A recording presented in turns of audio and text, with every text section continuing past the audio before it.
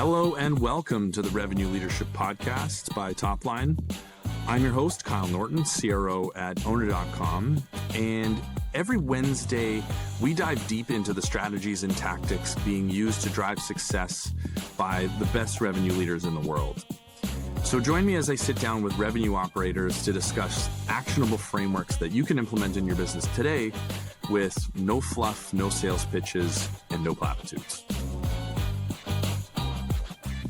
This episode is brought to you by Momentum, the revenue orchestration platform that helps revenue teams actually execute. If your pipeline is clogged with admin, buried insights, and disconnected tools, Momentum fixes that. It automates workflows, structures customer signals, and drives next steps with AI.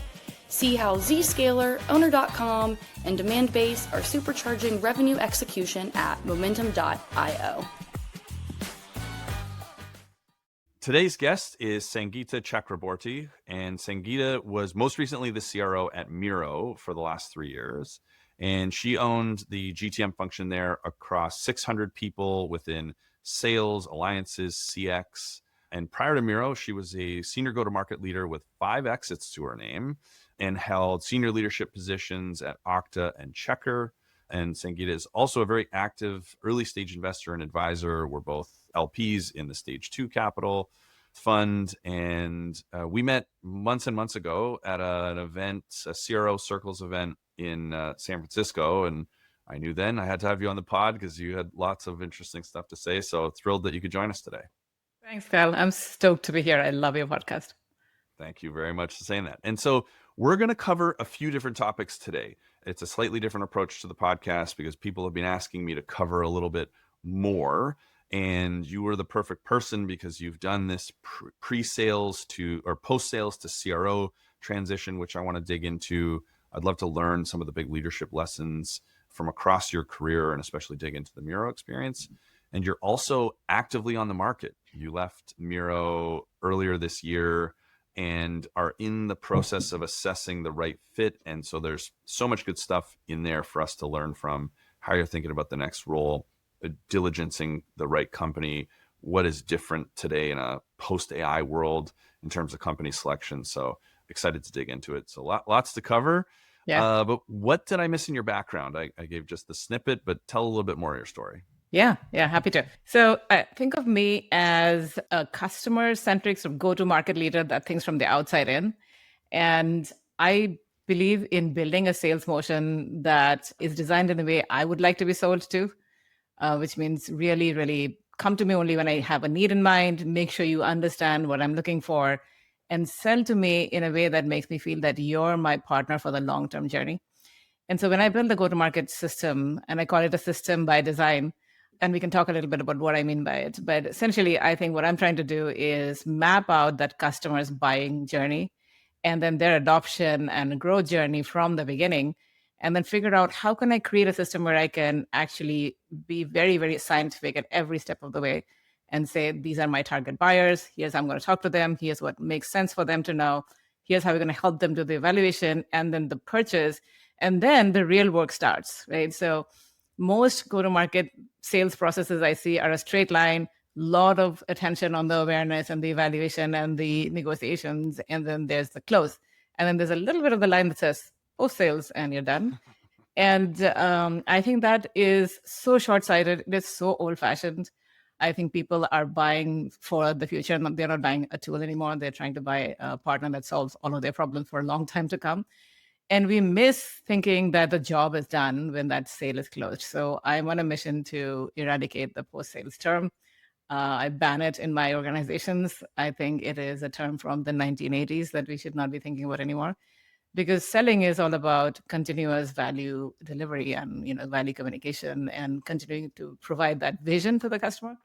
So that's the kind of org I build. That's the kind of leadership style that I believe in. Awesome.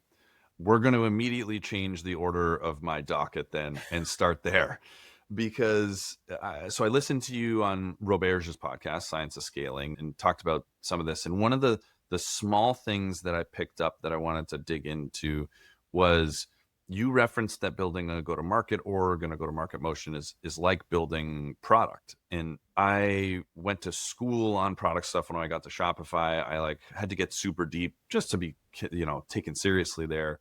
And there were Yeah. so many lessons learned. And so I'd love to start with, where did you first learn about the application of product management to go-to-market team building? And then I want to get into some of those lessons. Yeah. So I'm a computer science engineer by training. I will say that in my early days of that technical life, I did not really understand what product management meant, right? I was given a job to do. I went and coded that. By the way, I was not good at coding at all. Luckily, I turned out to be good at the other side.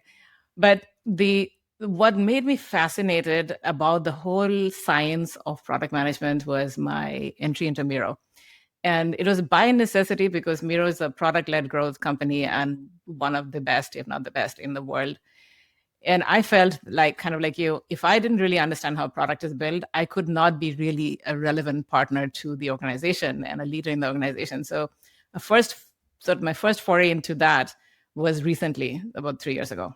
And I started reading about it, and I was reading books about it. I was reading sort of literature about it. And then I started listening to people like Lenny, who's bringing constantly the best of the best. And I felt like this is what I've been missing in understanding how to build a go-to-market system. Because the difference, I think, in the way traditionally go-to-market has been built is a straight line. It's a process. And there's a process owner. And the process owner says, I'm going to do A, B, C, D up onto a certain number of things. And I'm just going to be the best at that process. But if you think about the modern world of go-to-market, you are in this continuous cycle of learning. So the best organizations are the best learning organizations. So you're actually in a loop. It's a circular loop of never-ending learning circles. And if you think about the way people are building product, they are very focused on the user value. They have some hypotheses about how they're going to drive that value, but they're constantly testing and doing user research and understanding, is that the right hypothesis? And they're fine-tuning and sort of creating the better and better value in the product. And that is the way I think go-to-market has to be built as well. It is a process of constant improvement. And you have to understand the customer journey and think about how you're going to improve it in every step of the process. And the thing that was very new to me was experimentation. And I would say I was very uncomfortable with the idea because I felt like the best salespeople I know and all of these amazing podcasts I listen to, they've come from these incredible, like insert your famous logo here, companies, and they have playbooks. And so obviously it must be some playbook I need to be thinking of. But then as I understood this product management mindset and about this continuous search of optimization, what I realized is that you really don't know what playbook is going to be for your company. So you'll have to constantly build that learning muscle in and be comfortable with testing and experimenting before you scale. And if you have a 600-person organization, you can't scale it without knowing exactly what is going to work, right? It's going to be a very expensive mistake if you get it wrong. So we started to build, with my team's help, this sort of framework of experimentation with a set of things we needed to test. You put it in the backlog, the ones that you couldn't get to, and then constantly groom that backlog and put it forward and see what is the next thing. So I feel like product management was sort of a skill set I needed to become a good sales leader. I'd love to hear this. I'm also a raving Lenny fan. This is I've emailed him to say like, hey, I started this to be Lenny's podcast for revenue. And so he's somebody I learned a lot from. And this is such everything you're talking about resonates with me so deeply after my time at Shopify. And I think revenue leaders spending time at product first organizations is such a healthy thing to do, even though it can be uncomfortable because you're at Salesforce, sales rules the roost. You feel like the most important thing going on. And at Shopify, you definitely did not feel like the most important thing going on. Yeah. And I think I want to give credit to the founder at Miro, Andre. He was the one who almost, I would say, take my brain sideways and challenge me differently, to think differently. And I feel like just the way he was thinking about the product build was finally what I realized I was missing, and it was going to make me better if I brought that in, apart from obviously all the sales skills, the core skills that you would need.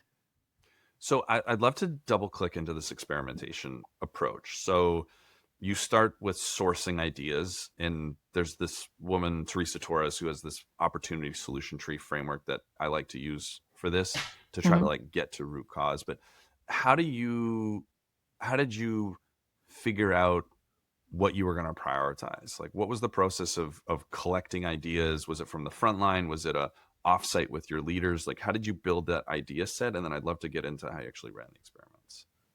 Yeah. So I think the way to think about it is sort of zooming out and saying, what am I trying to do? And you could be saying, I am building a new business, a new sales motion, and I have to think about what is the first pitch I'm going to make? What's the first sales call? What is the one that gives me the best conversion? Then how am I going to talk about the value? How am I going to do the demo? Everything, and the pricing, the packaging, every single decision you make is based on a hypothesis.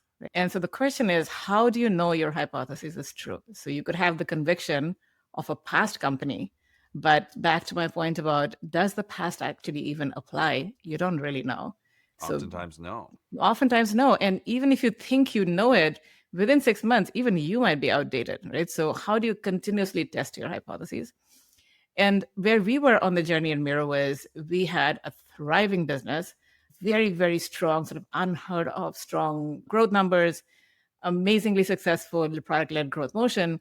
We were trying to then put the sort of the beauty of outbound selling on top of what was working in a product-led growth motion, right? So here, I needed to know if I'm not simply going to fish from the usage in the product-led pool, so to speak, and I'm going to go talk to a buyer or a champion who doesn't really know what Miro is. Right? They have some idea, but they don't understand the value proposition. They haven't been sold in the traditional sales process. Then I need to make those same decisions that I was talking about. And the sales plays, the pitches, the use cases. So Miro is a horizontal platform for collaboration that engineering and product teams use to build their products and take products to market. And so that's a very horizontal value prop that has driven all of these user growth at the self-service pool. If I'm now going to a leader and saying, you should be the one sponsoring Miro and bringing it for your entire team, what is that pitch? So we started realizing that we needed to do use case identification, sales plays and sales pitches, pricing changes. All of these needed to be decided upon. And we had two options. One is this expensive gamble that we're just going to tell the entire team, here's how you do it. Or we needed to have smaller teams run experiments where we could be much more confident about how we were going to go forward. And so how did you come up with the set of hypotheses to go test?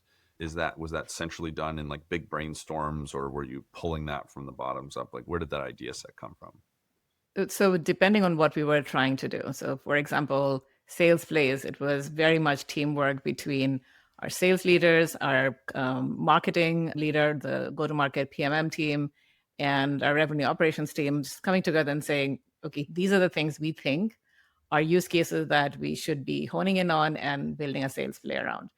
And then we started to say, let's do some testing and see, does this use case actually land? Do we see conversion numbers getting better and better? And then that was sort of that area. For example, pricing and packaging, this was much more closely with Deal Desk and the CFO's organizations. It really depended what we were trying to build. Okay. And so how did you test? So you have a couple of these hypotheses, like let's use new sales plays, for example. Did you have separate teams of people that were like the innovation pod? That's actually what Shopify had eventually. Were you running it with groups? Like what was the testing approach? It's a good question. So you have to isolate the teams that are doing the experiment in some way and let them have both, I would say, two things. One is the psychological safety of going in and failing and coming back and saying, hey, that didn't work. This is not a natural thing for a salesperson to admit to. And the other thing is you have to make sure that you've taken care of them. So they're not worried about if I miss the number, how am I going to get my comp for the quarter. So the two things we did was, let's find the people that are best suited for this. They're naturally curious, they're mission driven, they really want to bring the learning back. And the way Miro's organization is set up is we had pods. So a set of, let's say, a couple reps, a BDR, an SE, and a renewal manager. Could be a pod, for example. Mm-hmm. So what we did was we said, let's have a couple pods. And depending on what we were testing, we either did it in the US alone because we had just enough variety, Or we said, let's also test in other geographies. It was one in Europe, one in the US. And what we wanted to see is, are we getting learnings back quickly from these teams that are going to test exactly what we're telling them to do? And weekly, we would review to see, what have you learned? And I want to give credit to our head of sales, Adam, who said, this is a no judgment call. So you can be safe. And that safety, I think, is crucial when you set it up. Where you can say, I learned, I tried this and I failed. And it's intimidating to say this to your C-level leaders on the call. But because we set it up, they came back and said, this isn't working, this other thing is. And we found we were wrong in our hypothesis a couple of times with very crucial decisions that then made sure, we didn't send that over to the team. And then we narrowed the right use case, we narrowed the right pricing, compete strategies. All of these were sort of driven by that. Very cool. And that was Adam Carr. That was your Adam Carr. I think he's coming on in 2 or 3 weeks, actually. So, how did you instrument things to get the right data? Like, sales teams are notoriously creative, and so in these testing pods, were there things you were doing to really drive the control of the experiment? Yeah, so we assigned somebody from the revenue operations team to sort of be this product manager of this process. That's interesting. Yeah, and we very carefully wanted to make sure they didn't think they were a project manager that had to do A to Z. It's about this continuous, how do you turn the dial to look for the next thing? And I would say we could have been even more insanely data-driven. We were somewhat data-driven, but there's a lot of these feedback from the call that was coming back. So were you listening to gong calls? For sure. But we really wanted to ask deeper questions of the rep and said, so what did you think that was happening when they said they didn't really resonate with it? So it was partially data-driven, but a lot of these intangibles, that this live interview style of learning, I felt helped us go through it very quickly. And so every week, sorry, finish your thought. Yeah, I think I'm all for data-driven inspection when you are at scale. I think if you have not scaled, it is somewhat misleading because you don't really get the entire picture and you have to do a little bit more digging that is a bit more in interview styles. And so every week you would have a meeting of this pod and the RevOps PM. Who else was in that meeting? Yeah. So again, depends on what we were trying to test for, right? So if it was the pricing test that we were doing, I think we did it every other week, and we had even our CFO on the call, and we were all just constantly trying to understand from the first person source, what were they learning? Most calls, but every other week, because every week you may not really have enough data to go surface. And we needed to have like a good wealth of information to go dig in. So revenue operations, the functional leader, and sometimes you have the CFO. And so it really depended. If it was sales play, we had the PMM leader on it. Very cool. How many of these experiments would you have going at a time? Think about 4 or 5 major ones. There's always smaller things that we were testing, but the major ones, yeah. Wow. And so the RevOps person as a PM, was this a separate group of people that were just running sort of innovation things, or were they doing it side of desk? How did you structure it? So we had to find somebody who could dedicate their time just to think about this process. And their background is actually consulting. So management consulting, and they came in with that natural curiosity and willingness to go into different regions. They were not, this is not a process for them either. Dedicated to building this muscle up because it was all new for us. And, naturally, I think go-to-market teams are uncomfortable with this concept of, I really don't know, I'm going to go figure it out. They really want a playbook, and then the enablement tells them how you do it. And then that's the management team measures that they're complying, right? So that's the natural tendency. Here we're saying you can go out and see what you found out and bring it back. So we needed to have people that were comfortable with sort of being in that unknown. Was it hard to get buy-in to do things this way? From the company leaders? No, like from the team. Up. Was it hard Yeah, for people I do think it took it did need some really clear communications. And the risk you run is people saying, you really don't know what you're doing. And you want to make sure that you help people understand what we want to do is be absolutely confident about what we are going to release to the teams before we release it. Yeah. And that is the smart way of doing it. So what we're doing here is a very constrained test. And we didn't talk about it with the larger team necessarily. I don't think it needed to be communicated to the entire team, but the people we brought in, they knew they were very clearly helping us discover something new. Yeah. It was easy to find those people. Were people excited about joining these innovation pods?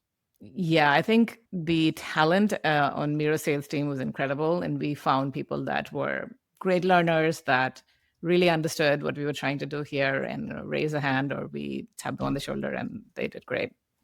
Nice. The things that you rolled out must have hit at such a higher rate than normal because you had tested it so deeply. Was that something that you found? Yeah, definitely. We would have been, doing a very incredibly wrong pricing approach if we hadn't done the testing properly. And, it's very hard really? to reverse that. I think we could have done a much slower job of beating competition than we did because we had tested this competitive pitch. And, with the general hypothesis of going against competition is you say, look at all my functions and features and look how we are so much better. I think that's not really a winnable argument at the end. It's a race to the bottom in terms of functionality or even pricing that way. Yeah. So we were experimenting with saying, look, we solve a different problem. We are just doing a very different job for you. And that was an experiment. And without going into too much details, that's sort of what we were testing to see. Does that then change the direction of the conversation? So I do feel that it hit better. I mean, we didn't really scale out the wrong version, so can't tell you a A/B test. But we certainly felt much more confident, and we saw good results in driving out what we knew. Okay. So you created a brand new competitive positioning in a pod, found something new and exciting, and then that rolled out well to the org. Yeah, we tested what we thought was the right hypothesis with the pods, learned what was working, what was not, and then started to release those competitive plays out. How many different competitive plays did you have to test before you found the one that you ended up rolling out? It really depended on the competition. So we had some pure plays, we had some platforms, and we had a couple of hypotheses on both of them, and one of them worked better than the other. Very cool. And so, but RevOps didn't roll directly into you, did it? It did, yeah. Oh, it did. It was one of the functions. Okay. Yeah. And so how many people were dedicated to this like innovation team? Was it that one management consultant type person? The one person who was dedicated is that one management person. And then there was a lot of people surrounding that. So analytics, other sort of sales operations, marketing operations, sales leadership, in some cases, the CFO, me, of course. So there was definitely a huge set of people that were brought in. And one of the things we would do at Miro was really be clear about what we were trying to solve. So every new thing, we had a dedicated kickoff that said, here's what we're trying to solve. So everybody get on board and understand what we're doing and what your role is. And then we had an action plan that said, here's the way I expect to achieve this. These are the things we're going to be testing. Here's how we're going to be learning. And then we're going to be checking progress and deciding if we have finished this experiment. So it was we had these empowered pods. We had different people coming in with their different skill set, all trying to achieve a single outcome. And with one owner that was responsible for achieving that outcome. That allowed us to do all these sort of distributed team setup, but trying to solve the one problem. Very cool. And how did you keep people's attention? Like one of the things that I've struggled with historically, and I see one of my faults is I get really excited about good ideas. And so, attention can fray and you can end up doing too many things. And it's always something I'm trying to rein myself back in on. Yeah. How did you get people to keep their attention on these experiments that are, dedicated for the RevOps individual, but mostly side of desk for everybody else? Like what was the rhythm to keep people focused and making sure that those experiments are running? I think the inspection cadence forces people to ensure that they have dedicated time for it. So when you do the kickoff, people know, okay, so the analyst will know, do I need to set up a new query or do I need to do something to make sure that we have the data for it? So they're going to go make sure that's done. And then on a regular basis, you're inspecting, everybody's on the call. They're all accountable for their part of that test. And so because of that, it's not as much as an afterthought. It is very much a focus area. They know that they have to go talk about it. And the way you show up as a leader with your interest and your desire to move this forward, I think influences that experiment. So the ones that work, we didn't do a ton of them at the same time, which is what you were asking me. I think we did very important ones that were very important for the organization as a whole, even, to roll it out. So I didn't see any lack of focus. Okay, cool. So zooming out a little bit, like you and I see the world very similarly in terms of thinking about GTM as a systems engineering challenge. And so when you're looking to promote or hire senior leaders, so like second, third line plus, do you think you can teach these skills, or does somebody inherently need to have this to be a viable like third line leader under your org? I think that if you think about let's zoom out and talk about what is leadership and go-to-market really all about, right? So I think you have to do three broad things. One is you have to inspire the team. And if you have, hopefully have a proper mission you're going after and the team is inspired for that bigger mission. So it's not only about let's go make the number for the quarter. It's about building this great business that we're building for the future. And here's how we're going and solving this massive problem in a massive market. Here's the mission we're on. So you need if you've got a third line leader and like they're the head of the country, for example, or somewhere there, you need them to be very, very good at explaining the why over and over again and being really great at inspiring. That's job number one. Other two things as a leader are coaching and inspecting, or inspecting and coaching. And I think the more senior you are, the more important it is for you to set direction and show people where and how we're going and why. As you become more closer to the first line, your job now is to be the world's best coach. But you're the world's best coach only if you know what you're inspecting on a regular basis. And some of the skills that I think at that point are not product management skills. You're actually looking for coaching skills. And on a side note, as I did this sort of very intentional sabbatical the last few months, I realized I personally wanted to go build some coaching skills. So I actually signed up for a coaching session like for 3 days and learned, Kyle, that what we thought is coaching is actually just telling. We're telling our teams. We are not coaching. The best coaches, as you know, are making sure the athletes on their own journey into excellence, not telling them go kick the ball. They're saying, here's how you develop the skills that give you the best outcome for you. And so instead of us telling the person, go do this, we really need to help them get on that journey to realize where they need to be, right? So do you feel like these people can be taught those skills? I think absolutely hard skills like coaching can be taught. Can you ask somebody at that first level to think as a product manager? I don't think we should expect it, and we shouldn't. We need to separate them from that. At that level, there needs to be no uncertainty. Yeah. But the more senior you're getting up in the organization, that's where you are less of a functional leader. You're more of a company leader, and you're thinking about the company strategy and the nuances in your business, the nuances in your market. And you need to know things that I've been given. Is there something I need to then get even more fine-tuned? And if I have to fine-tune it, well, that could be an experiment. Let me test it. And so the more senior you are, the more you think about it.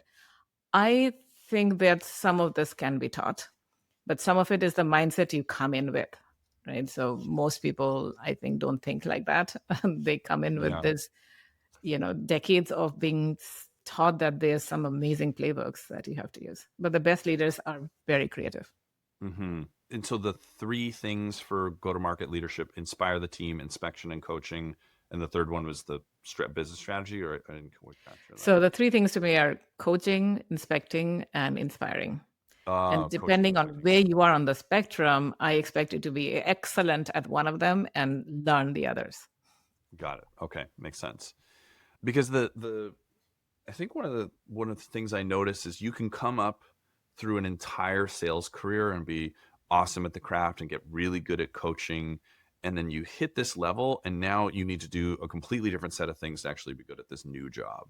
If you're like a first-time VP of sales, a lot of that can be just like selling day to day in the earliest innings, but like say you get to 20-30 million ARR and you own the number, now your job is so much less about that, but then no one teaches these skills.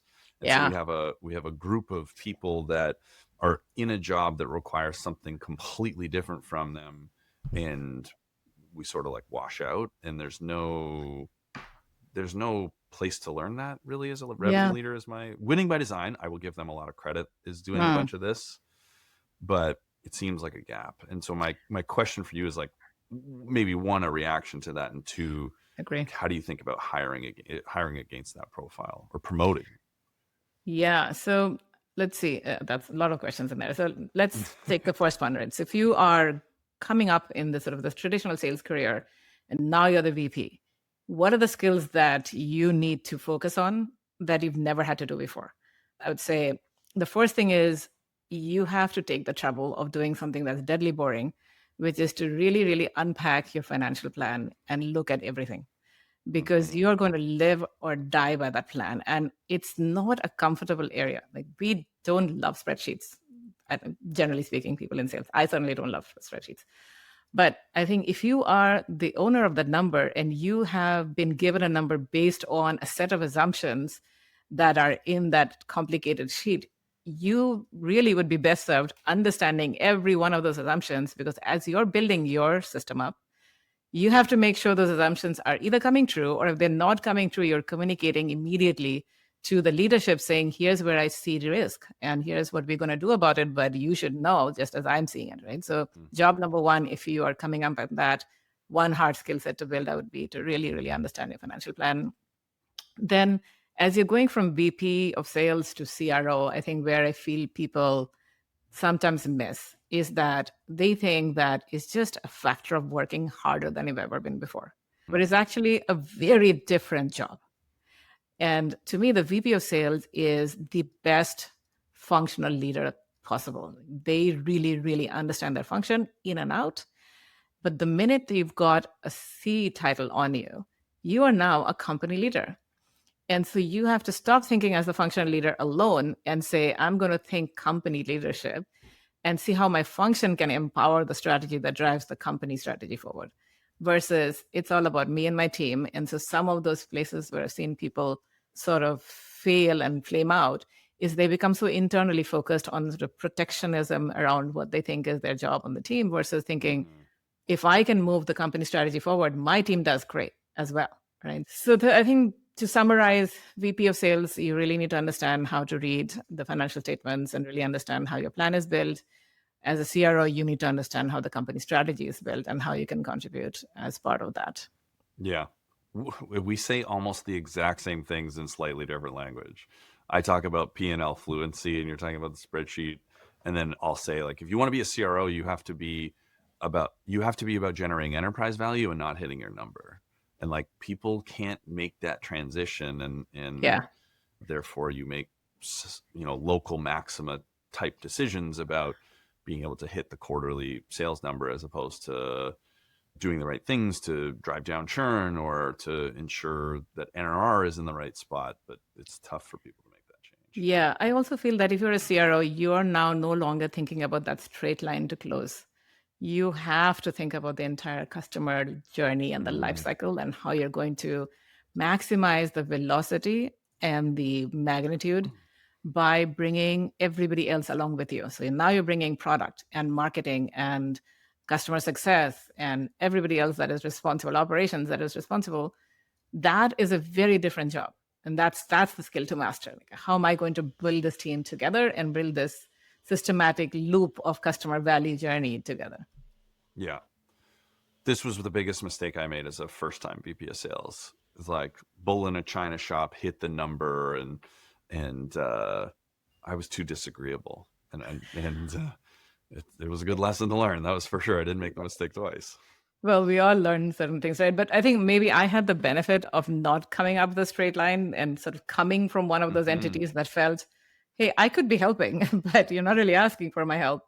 And so that was sort of a lesson for me coming in, where I realized that I could multiply my outcomes if I did bring in everybody. Yeah. So last question on leadership team building. When do you promote internally versus externally? We've talked a little bit about the blueprint for these individuals. And so the question is always like, what can be taught for somebody going from director to VP and owning a function? You sort of have to like project ahead. So how do you think about external promote people who have the skills already, that you can see they've done it, versus promoting internally, which has a bunch of benefits. And Yeah. but that individual, you need to make a bet on whether or not they can learn some very new things.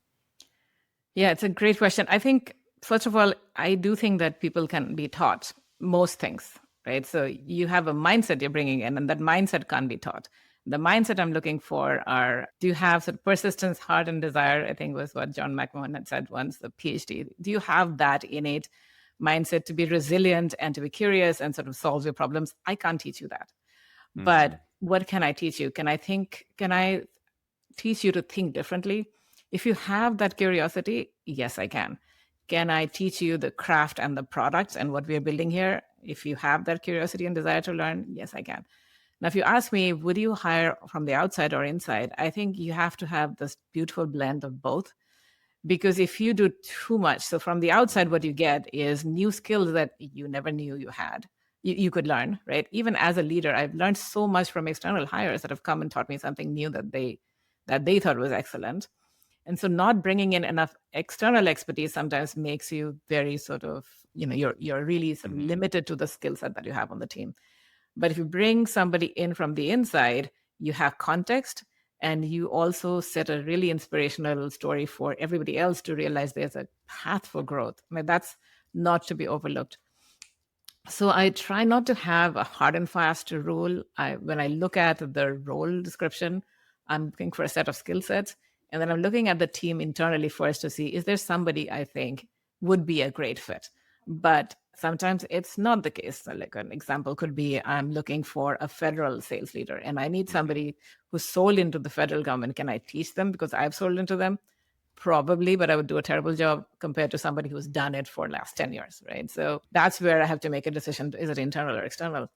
Some of the hardest promotion decisions, Kyle, I find are these incredibly strong reps who want to be first-time managers and are completely unaware of what it's going to take. And they just feel it's like they have earned it. And certainly, I think, you might have earned it, but be very, very aware of what this change is going to be. You can't do the job of the 8 people on your team because you were a super rep yourself. You are now a coach. And so frequently that rep hates doing the things that a manager spends all their time on. Inspecting Salesforce, attending meetings, doing the company stuff that might feel like it's not generating revenue. What I've done in the past is try to give people exposure to it. So it's like, okay, you want to be a manager? You're going to find out what it's like to manage and be like, okay, this is your project and you got to go to all these meetings, or you're going to coach this rep and see how it can be frustrating when people don't learn things as fast as you learn them. I love that. That exposure is helpful, because whenever I've done it, people who I didn't really think were cut out to be managers, like, quickly realize, you're like, oh, like, actually all those things suck. Or they just like, oh, I can't come to that meeting, I got a demo. And you're like, okay, like that's your signal for what you actually want to spend your time on. But it's tough. That is tough. Yeah. But then sometimes they take a bit longer and then realize, okay, this is the new skill I have to build, and they become great managers. But I love that giving them some exposure from the beginning before they get the job is great. Yeah. Coaching a brand new rep, if you have that DNA, it's so fulfilling and fun and exciting. And the first time I got to like teach another person sales, I was like, I loved it. But then it's the opposite for folks who have a much more inward focus and are more maybe monetarily driven. That can be really frustrating, but you figure it out pretty fast. Are you ready to level up your go-to-market strategy for 2026? Then don't miss GTM 2025, the only B2B tech conference exclusively for go-to-market executives. Join 1,000 other revenue leaders this September 23rd to 25th in Washington, D.C. for an exclusive executive-only experience. This 3-day event is hyper-focused on connection, strategy, and execution. Expect hands-on workshops, in-depth strategy sessions, and curated opportunities to build relationships with VPs, CXOs, and founders facing the same challenges you are. You'll stress test your GTM approach, align your team, and leave with real, actionable insights from top-performing leaders.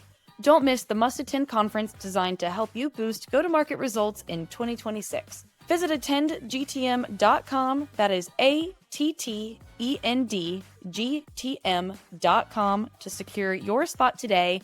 And don't forget to use the code TOPLINE for 10% off your GA ticket.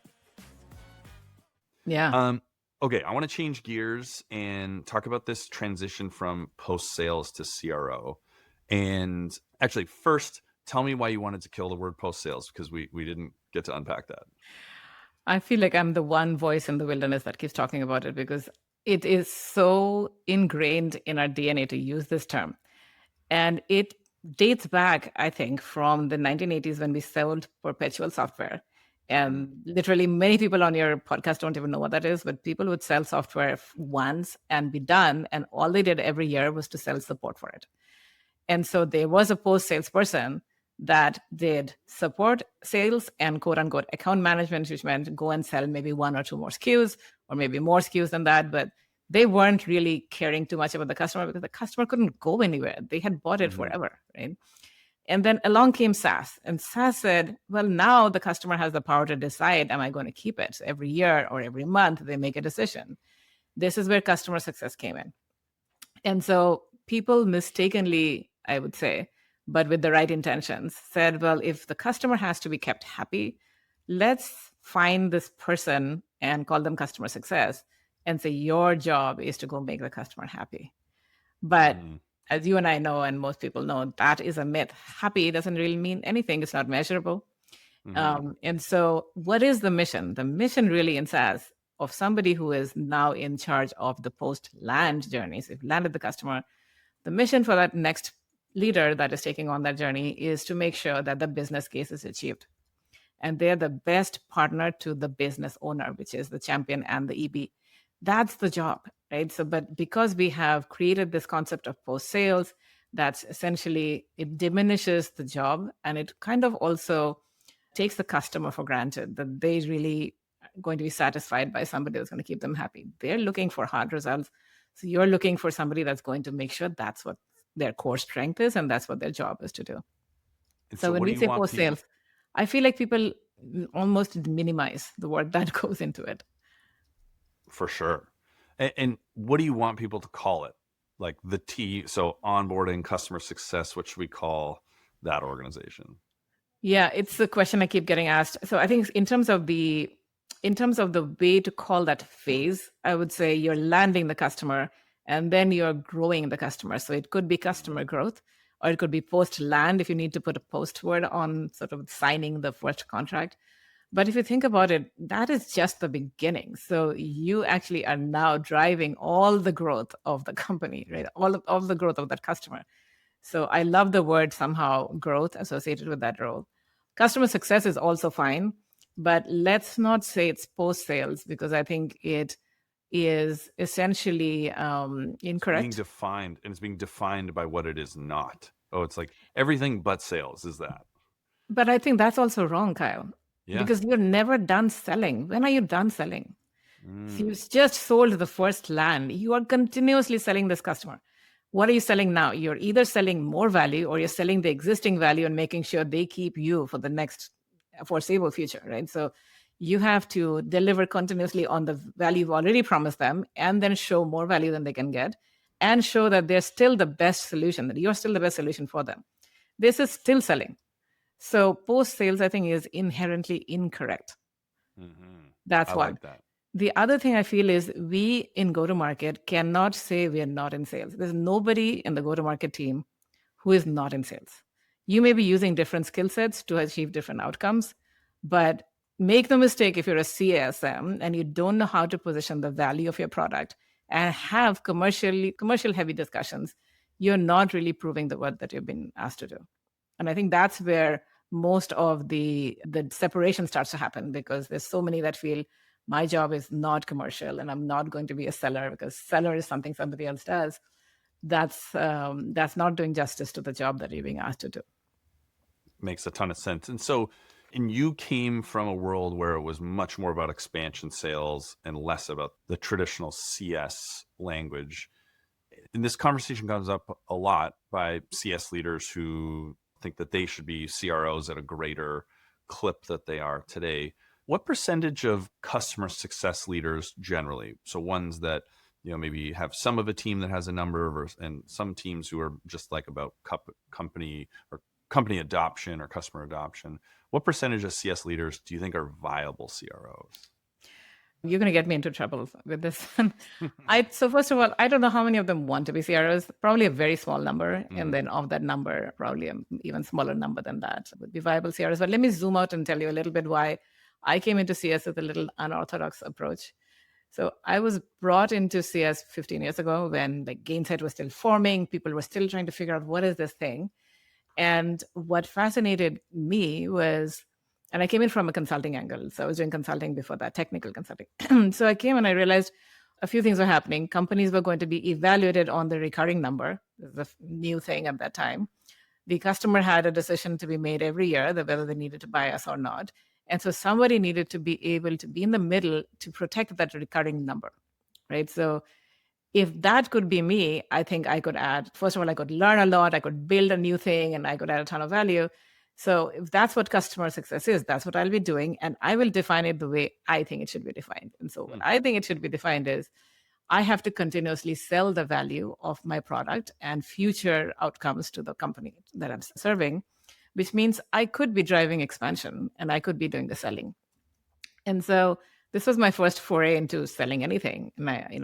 And that was the 2008 dot-com bust. Things were really hard. So I did everything from picking up the call and being a BDR for the first time in my life to actually selling and negotiating and closing deals.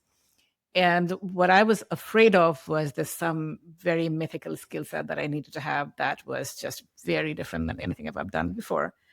What I found is if I went to first principles and I listened to what the customer's trying to get done, I inherently believed that I could solve that problem.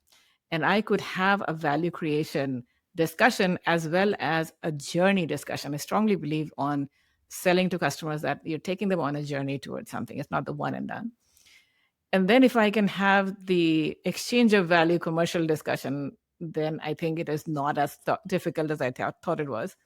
So I could be driving all the expansion. So that's what I started doing in all of my quote unquote post-sales jobs. I owned the expansion.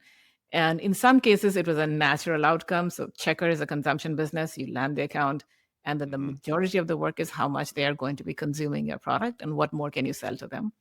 And in other cases, I came and I said, here's how I'm going to be contributing to the upsell and the expansion. So I felt like I had the benefit of starting early where I could define what customer success meant differently to me.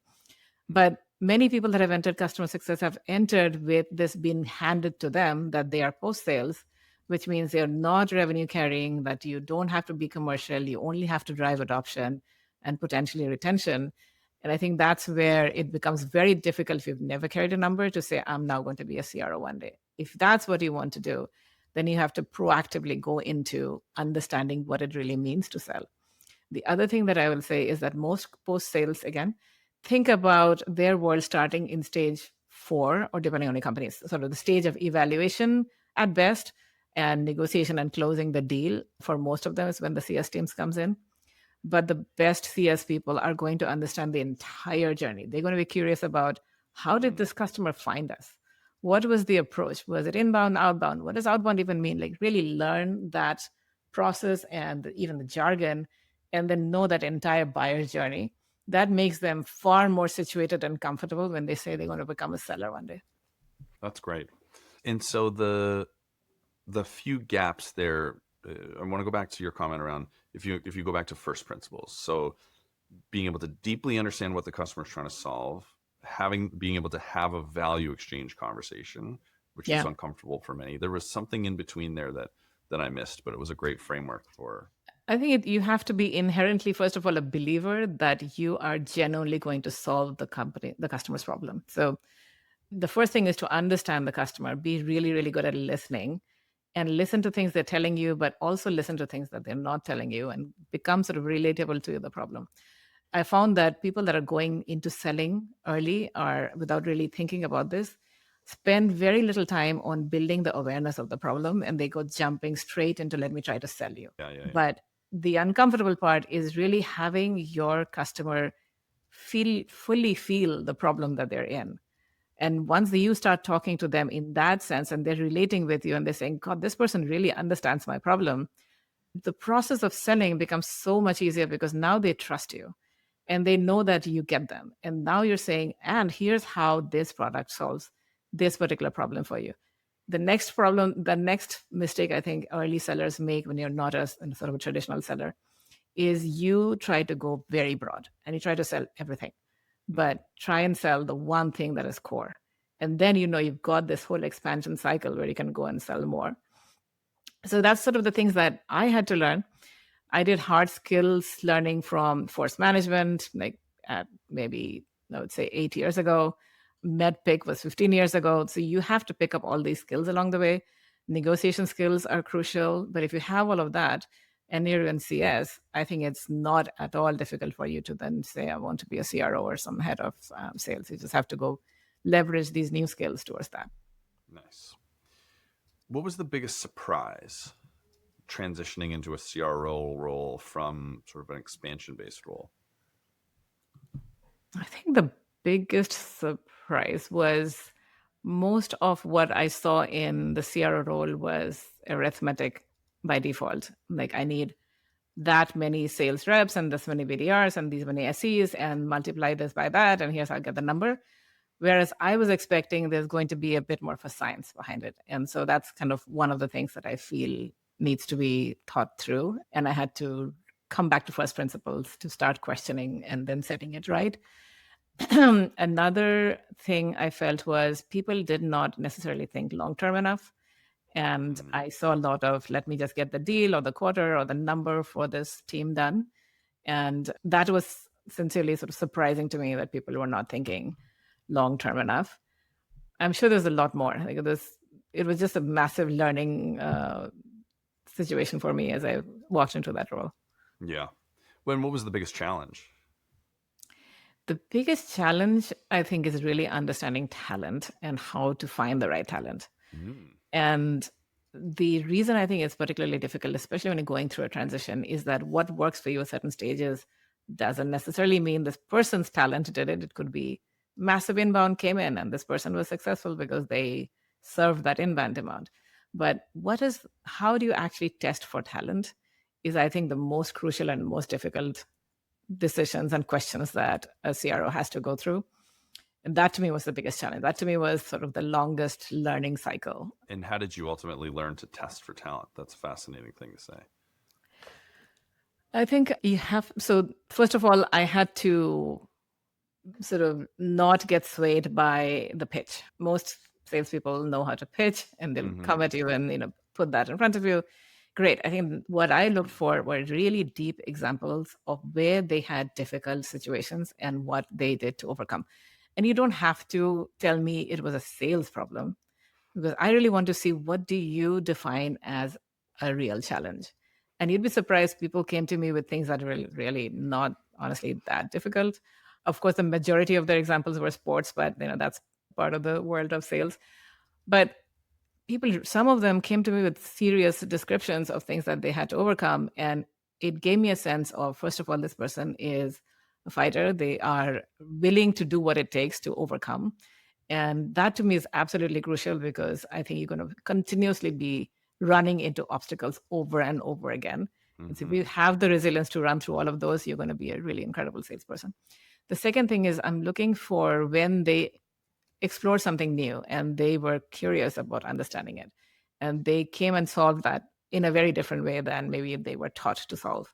The third thing I'm looking for are examples of customers they've closed where they can tell me exactly what the customer did with what they sold. So they didn't sell and walk away. Now, it depends on what you're doing. If it's a BDR, I don't expect you to know what your customer did.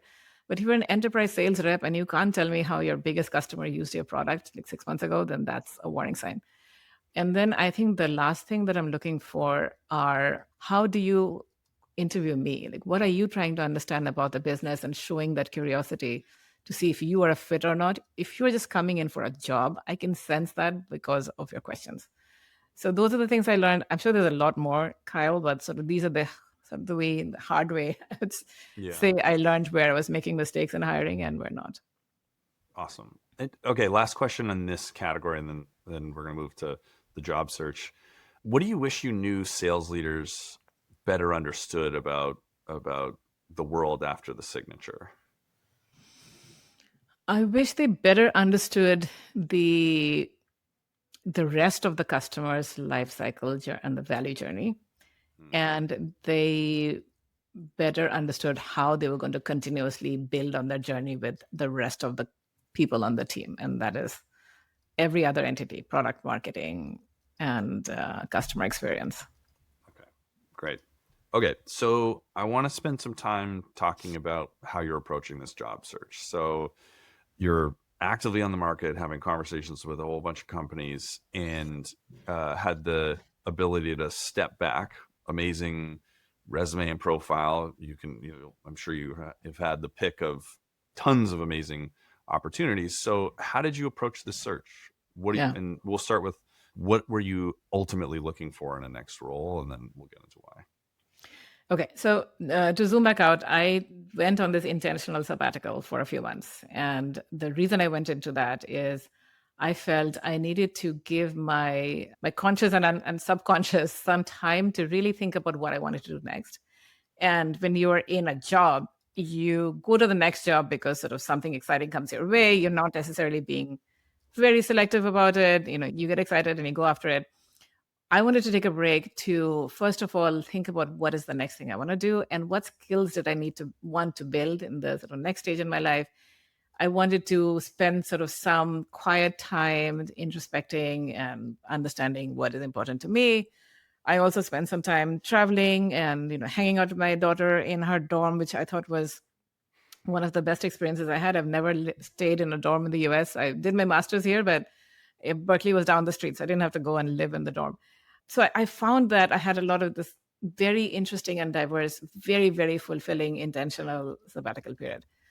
Towards sort of the first and second months, I think I did no searching at all. And in fact, the first month I fell off the internet and decided to do no LinkedIn, no podcast, nothing. I didn't even pay attention to what was happening. Wow, And cool. then started coming back into it and felt really, really rejuvenated. So when I started exploring, it was both an internal exploration in terms of what do I want to do, and external exploration in terms of what is exciting and how do I decide what I would like to go look for. So in terms of internal inspection, do I want to be a CEO? Do I want to be a CRO? Do I want to do something entirely different, like maybe go into VC, operating partner? There's so many things that I could look at that I never looked at before. Did I want to be in a venture-backed company? Did it have to be PE? So I started looking at all of these things. And I narrowed it finally down after experimentation, talked with a lot of different people, types of companies. And I realized that, first of all, the title is less important to me. And I think it is the ultimate vanity metric is our title, kind of like what we call ourselves. For sure. What I really wanted to do is, can I build a business in a growing market for a mission-driven, collaborative, growth mindset company with the best leaders? And usually these are the ones that I was talking to were venture-backed. There's some phenomenal PE-backed companies as well. But I really wanted to hone in on enterprise SaaS, growing market, mission-driven, massive product, market fit, growth stage. I'm not really great at the early stage. I think I'm a growth stage leader. So that's kind of where I started looking at a very wide net. And then I've started to narrow down, and I am about to start something in a few, not too in the distant future. So I feel like I've come to that end of that journey, but it was a really fun process. And so how did you think about the mission? Because every company has a mission, even like companies that solve a very niche data problem dress it up as this whole big thing. And so what type of a mission was important, and how much did you narrow in on a specific industry or problem that you wanted to solve? So the type of mission that resonates most with me are missions that are multiplying value for somebody else. Like, for example, at Checker, which is a background check company, the mission is to give people a second chance. And that's wildly resonating for me because it gives people a chance to build great value for themselves. And if we didn't do our jobs, maybe they would be able to do it as effectively. I think the mission that I don't know owner.com's mission, but I would say you are enabling these really small businesses to be wildly successful and taking away some of the minutiae of their problems. Like, there are many things to think about. Let's not have this be one of their problems. So I love that sort of mission where I can see other human beings really benefit and fulfill their potential. That is kind of what I was looking for. What was your other question you had? Like, how did you narrow in on industry, or did you narrow in on like a specific industry? I did not. So I didn't feel like I needed to narrow in. I think that there's lots of amazing businesses that fit my growing market, leading products, mission driven, good team, good culture. And I decided not to limit on industry. I went pretty wide. Okay. How would you stack rank product market team? When venture, people want big markets, incredible team, lots of product market fit, lots of product traction. But the difference between one VC fund and another is basically like, how much do you prioritize market size over everything versus team over everything? And how would you stack rank those as you were evaluating the right company? The way I make the decision is almost like I'm the VC with one fund to invest, and I'm going to invest my entire fund into that one place. So I pay a lot of attention to that. So I start with market. And the reason I go in this variety, I'll tell you why, is that I'm looking for where can I control, right? So I can't, if the market is a limited market, I personally don't know how I'm going to go make that market a bigger market. Maybe there are ways, but I look for a big market to begin with. Then I look for the best team. And then I look for the product that is incredible. Now, the team and product are slightly interchangeable. If I start at a very early stage company, I feel the team is going to make the best product. So the team is what matters the most. At a growth stage company, I'm looking for slightly more of that product already being amazing. And then the team is also equally important, because a great team can make it even more amazing. A bad team could make it worse. So the team and product are almost equal to me. And the market is number one. What is something that I think I've never compromised on is the team culture. So I'm looking for people that are highly collaborative learners that are trying to build something together as a team, versus people that have been people that have told me that they just know the business, they know the market, and hence they are going to win. Those are the kind of people that make me worried that they're going to have all these blind spots and not be able to adapt when things change. So I really try to look for hubris, and if I find it, then I stay away. Nice. So I want to get into that diligencing part of it. When you talk to leaders, everybody knows what folks want to see. Oh, like, I'm a pleasure to work with. I'm very collaborative. How do you figure out who is humble and open-minded and collaborative in reality, and not just like saying what people know they want to hear? Yeah, I think the way I've seen the best matches are people that have been thinking first principles from the beginning, and they demonstrate that first principles thinking, versus this sort of know-it-all. It's the learn-it-all versus know-it-all. So I'm really looking for that kind of demonstrator mindset, where they're showing that they have made mistakes, they have learned it along the way. And when they're speaking with me, they're also trying to learn from me what could be beneficial for them. And that comes out pretty quickly, I think. And I see that in the difference, where there's the person who is interviewing me and really testing to see if I know the right answers, versus interviewing me and genuinely trying to learn something from the conversation to see if there's, of course, mutual fit, but what are the things that could be beneficial for them? I think you can figure it out in the way they are talking to you. Okay. And so what else are you diligencing? So you get deep with a company, seems like a good fit. You're pretty close to an offer, but you're now trying to check a bunch of boxes. What are the things that you're diving into to do diligence? So I go pretty deep. For some of them, I've gone, so it was a good time to do the search, because I could go to their company kickoff where they would allow me.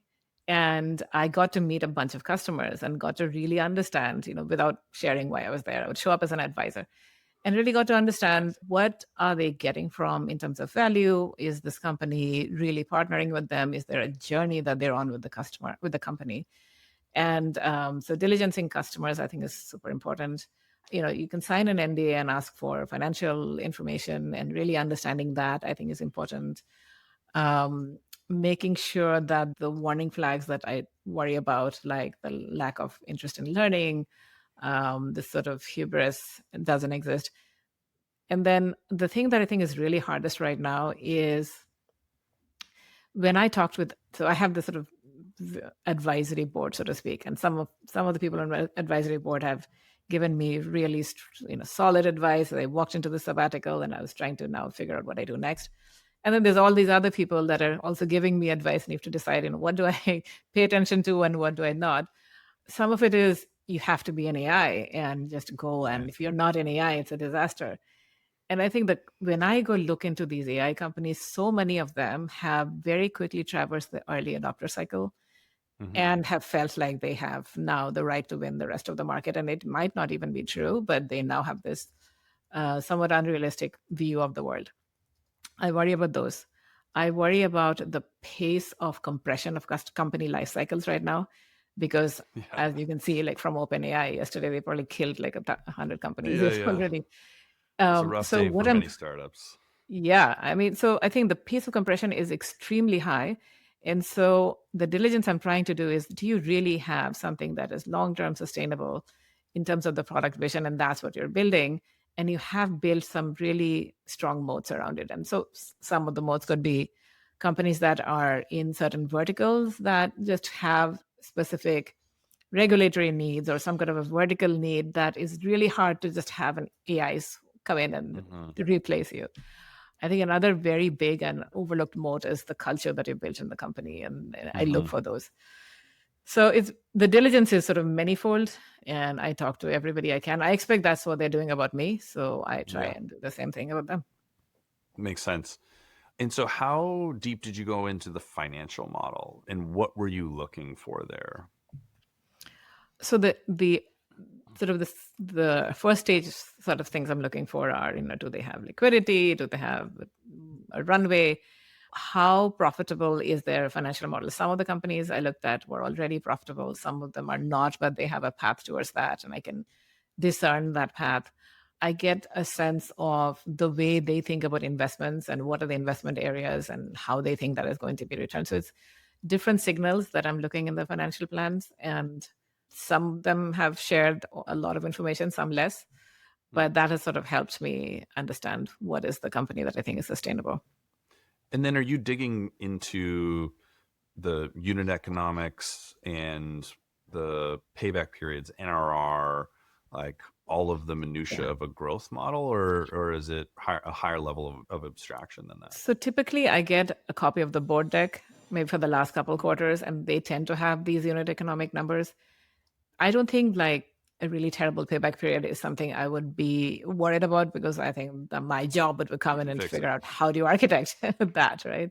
And make it better. But so that's not where I think I would be worried. But things like massive churn or sort of the lack of understanding of why there's churn, that could be a huge flag for me. Just a lot of spend in certain areas when you're not really at the right, like let's say you're an early stage company and you're having a massive brand spend, or a lot of your marketing spend is on one particular source for some reason, and you're not seeing the conversion but still happening. Those are things that I would worry. But again, so many of this is sort of things that I would expect to come in and help solve. Yeah. Would you ever join a company that is hesitant about sharing all their financials in a board deck? Is that a non-starter? Most likely, yes. If you have an NDA that is protecting them, I would be worried if they're super protective about what they have. Yeah. Yeah. I got asked this question by somebody who is looking at a CRO job, and my advice to them was like, no, don't even think about it. If you're signing up as a CRO and they won't give you a full look at the financial model, then something's up. What are your other non-starters? So like a lot of hubris and sort of a lack of intellectual openness. You want to see product market fit and big market. Anything else that are like big non-starters that you think that folks should be looking out for? I think those are my main ones. You just have to make sure that your mindset is a good match for the mindset of the company. So let's say you are a growth mindset person. And to be a growth mindset person, of course, balances out profitability. But if you're going into a company, all they're trying to do is sort of reduce cost and go towards profitability at by all means, Mhm. you've come in as this growth person who really wants to drive growth. I think that's a mismatch. So that's where I try to see, is this a growth mindset company with a balanced approach, or is it trying to do something else which probably may not be a good fit for me? So other than the ones that you mentioned, that's what I'd look at. Okay. And anything else that you've done to find alignment? You're talking about alignment in business approach, profitability versus growth, alignment in sort of the day-to-day collaboration. What are you doing practically to try to find that with a group of executives? It's very revealing. A few different things are very revealing. I think one is how you spend your one-on-one time with them and what you learn from them as people. That's absolutely crucial. Eventually, I think at the end of the day, that's what is going to either be successful and see you through the ups and downs or not. I try to learn a lot from, so many of these want kind of a workshop style step in the process as well. So in that workshop, they're checking to see, how you're problem solving. And I think what I'm checking to see is how are you inquiring about this problem solving process? And are you thinking I should have a right answer or a wrong answer? There's a lot in how they interact with you. I think that gives you a sense of the collaboration and the desire to work together. Those I think are the primary things that I'm trying to do personally to try and understand, other than sort of talking to as many people as you can, customers and internal people. Last question before we get into a quick fire. How did you build your target list, or how did you fill your funnel with the most interesting opportunities? So I went for enterprise SaaS and I started looking at both vertical and horizontal, and I decided that I was much more interested in vertical. I definitely am very keen on a multi-product approach. I feel like I can scale those companies much better. So I look to see for that. I looked for culture, and then I talked with a ton of investors. I don't know, maybe 30 around the world, by the way, not just the US. There's some incredible businesses around the world. So I talked with different investors, did my own research, talked with some of my advisors in terms of seeing sort of what they are seeing out there, and then started to narrow it down based on the factors that I was telling you. Like, do they really have, is it enterprise SaaS? Do they really have a sustainable business model? Because many of the investors I spoke with are super excited about companies that I really don't see how they're going to sustain that growth with the product they have. Yeah. So I had to do sort of my rationale there, and then see what is the multi-product journey that they're on, and then how is the market going to be looking like, as much as I can understand. But then ultimately, it's the people. So try to do diligence on the people and narrow it down through there. And so getting those initial conversations, was that from the venture capital funds down? Like you start with the funds, they tell you what they have in the portfolio that's interesting, or were you building a list and cold reaching out? It was a lot of inbound, so different recruiting companies and trying to understand what's a good fit. So definitely a ton of that. It was super time consuming too. So if anybody is looking for something, just be prepared to spend an enormous amount of time just having those conversations. So a lot of inbound, and then a lot of outbound from me going to venture partners. I think the talent partners are helpful.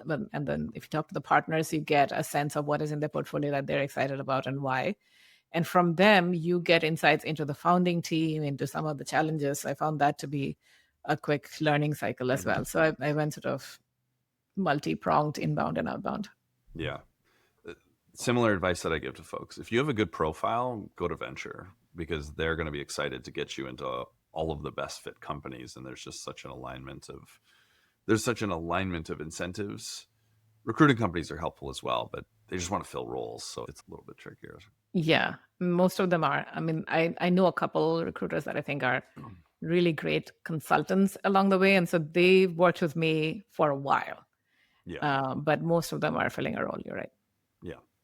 Okay. We will move to quick fire. A couple quick questions before we wrap. So what do you think separates a good CRO from a truly great one? I think the good ones are the ones that work incredibly hard. They care for their teams. They bring a really strong functional leadership approach, and they want to make that sort of that number achieved. And what I think separates them from the great ones are the ones building a system. And I use this word from the book called The Atomic Habits. Have you read that? Oh, one of my favorites. Yeah.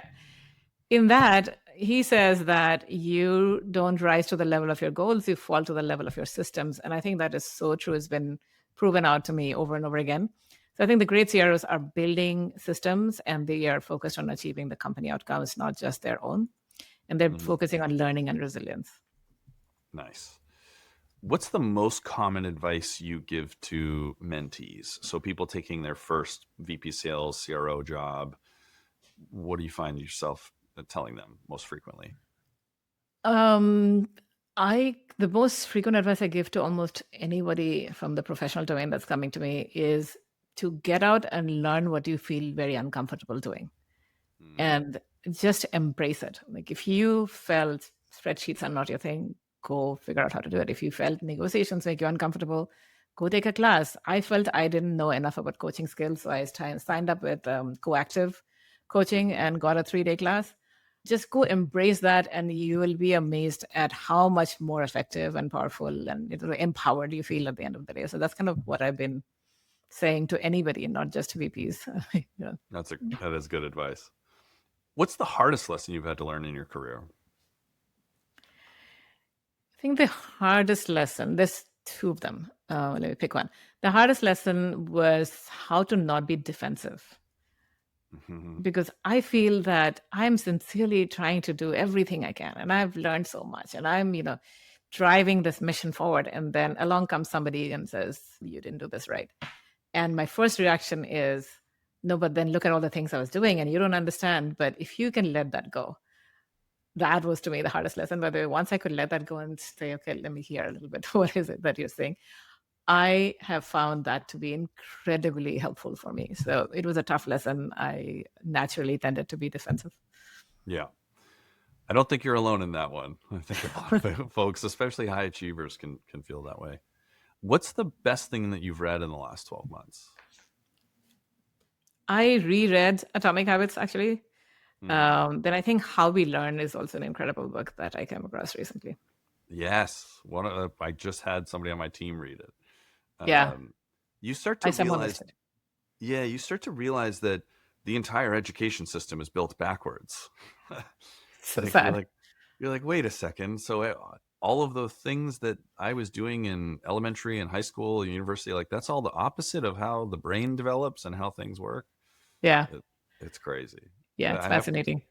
We have our kids in Montessori now, largely for this reason, to learn in a different way. And I don't know what I'm going to do with them afterwards. I'm trying to convince my wife to homeschool or micro school. The system makes no sense to me if you know how the brain works. So true. This system was designed about 300 years ago, I think. So, and nobody dared question it. So that's the sad story. And I think there's some schools. I heard recently that Sal's Khan School in the Bay Area is sort of trying to do it differently. And there's some schools that are trying, but it is nowhere at scale. Yeah. There's one in Austin that came out of Austin, Texas, that's apparently really great and child-led and exploratory based. But those are 2 great plugs. Atomic Habits is one of my single most favorite books of all time. And How We Learn is one that I think revenue leaders and enablement leaders. It's crazy how many people from enablement don't understand some of this stuff. So those are good ones. This was great, Sangeeta. I learned a ton. I could have gone deeper and deeper on the product management thing. I really hope people take this lesson to heart and learn to start thinking like product leaders and thinking about their GTM org as a system and finding ways to experiment. It's one of the most important things one of my most important evolutions over the last 6 years. So I'm glad we could get this one down, and appreciate you spending the time with me. Thanks, Kyle. It was a ton of fun.